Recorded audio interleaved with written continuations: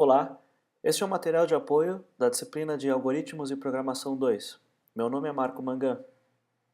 Nosso assunto é o uso de vetores na classe Java LangString. O vetor é um recurso simples. A dificuldade na programação com vetores decorre do uso de comandos de controle de fluxo para processar alguns ou todos os elementos do vetor. O código-fonte da classe string apresenta mais de 3.000 linhas de código, a maioria comentários, quase 40 ocorrências dos comandos while e for, e mais de 60 métodos. O código-fonte da biblioteca Java é uma ótima referência. Existem duas implementações disponíveis, a implementação da Oracle e a implementação do OpenJDK. O Eclipse permite consultar o código da biblioteca. Basta selecionar uma referência para a classe e solicitar abrir a declaração. O código também está disponível na pasta de instalação do JDK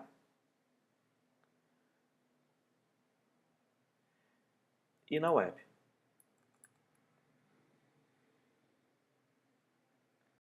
Vamos inspecionar atributos e métodos da implementação da Oracle. O vetor de caracteres value, valor, é o principal atributo da classe string. A classe string apresenta diversos construtores. Cada um dos construtores deve colocar um valor válido dentro do vetor value. O primeiro construtor que nos interessa é o construtor da classe string, que cria uma nova string com base em uma string já existente, a string original. Nesse caso, basta armazenar o valor de value da string original no valor da string atual que está sendo criada e o valor do hash, o segundo atributo da implementação da Oracle, no atributo hash da nova classe. Nesse construtor, o que acontece é que os dois objetos da classe string, o original e o recém-criado this, compartilham o mesmo vetor. Então, a string original tem um atributo valor, que é, de fato, um vetor formado por 5 elementos. Um vetor de caractere com 5 caracteres. Ao utilizar o construtor, que recebe uma string como parâmetro, o que acontece é um compartilhamento. Existe apenas um único vetor que guarda o valor value para dois objetos string diferentes, o original e o novo. Esse compartilhamento não causa problemas, porque o objeto string é imutável.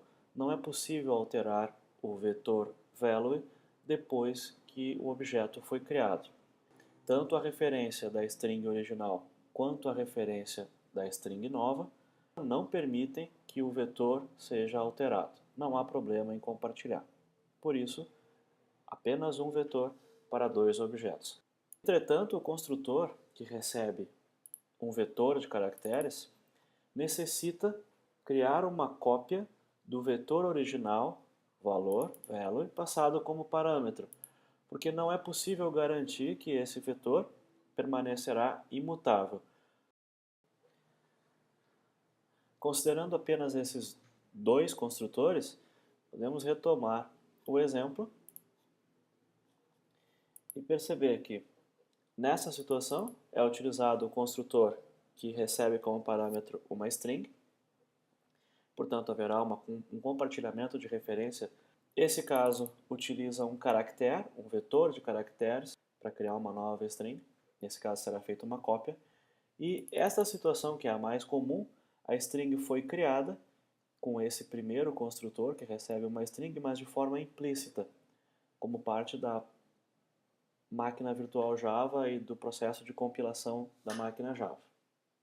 Inspecionar o código de mais 3 métodos da classe string: o método equals, o método compareTo e o método trim. Eu vou utilizar o depurador, colocar uma marca aqui, para depuração, um ponto de parada, um breakpoint, e vou utilizar o depurador para que a gente possa perceber a execução desses métodos. Vou trocar para a perspectiva de depuração.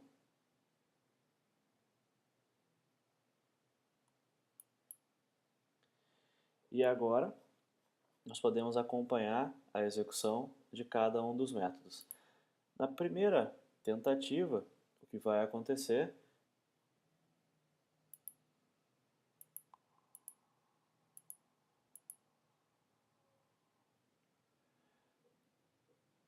Então, na primeira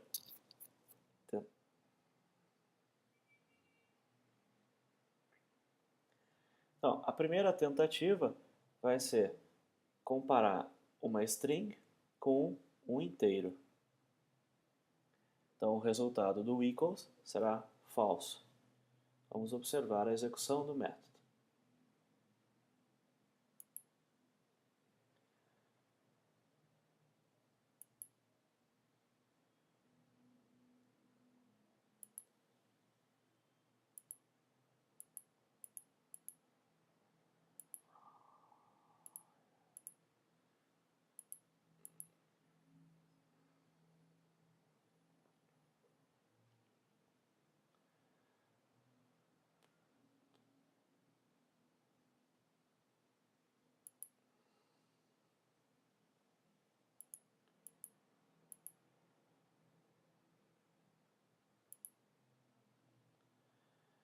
Então, nessa situação, a variável this, a referência this, aponta para um objeto que guarda o vetor hello.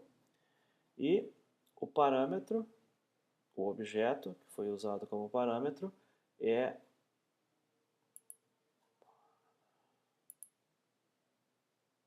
um inteiro com valor 42.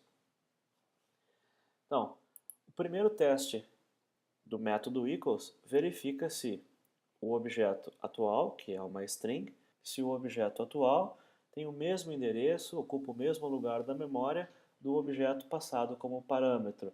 Ou seja, se eu estou comparando o objeto equals o próprio objeto. Nesse caso, a resposta seria simples. É claro que a resposta seria verdadeiro. Então, nessa situação não é o que acontece.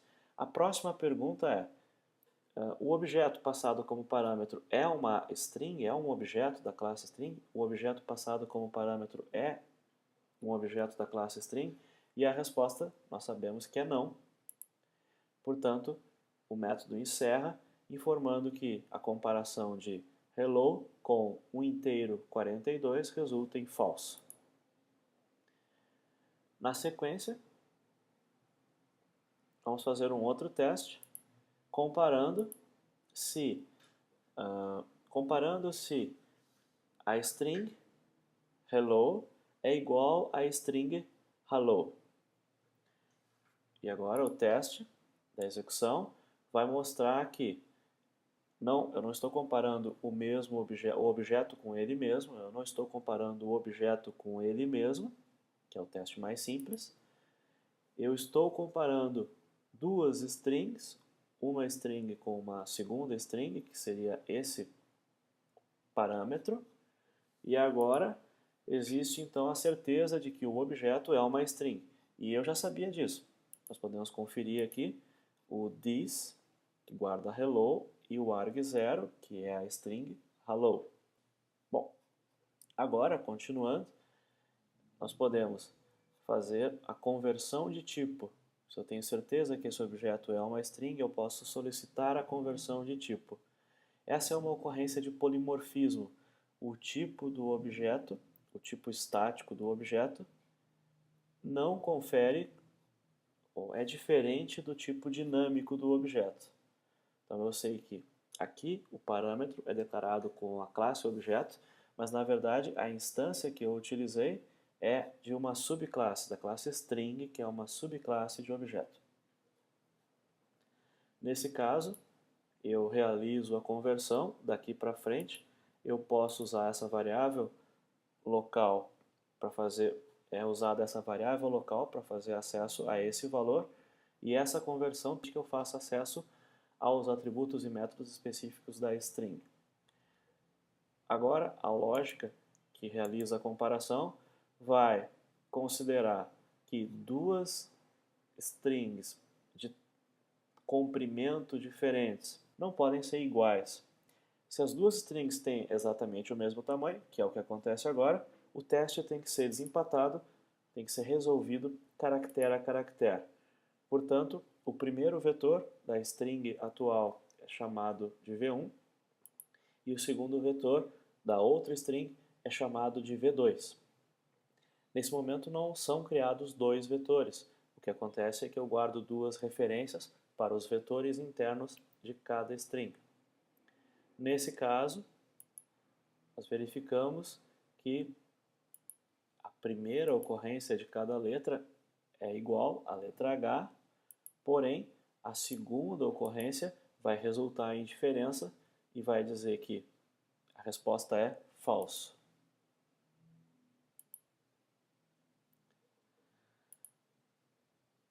O próximo teste é o teste do método compareTo. O método compareTo ele vai receber duas strings, porque o compareTo só pode comparar duas strings por causa da anotação que existe na interface comparable no início da declaração da classe string. A lógica de comparação é similar à lógica que existe no equals, porém o compareTo resulta em três valores, negativo, positivo ou zero. Nesse caso, as strings comparadas diferem por uma letra, e a pergunta do compareTo decide qual das duas deve anteceder, em ordem alfabética, em ordem lexicográfica. Nesse caso, então,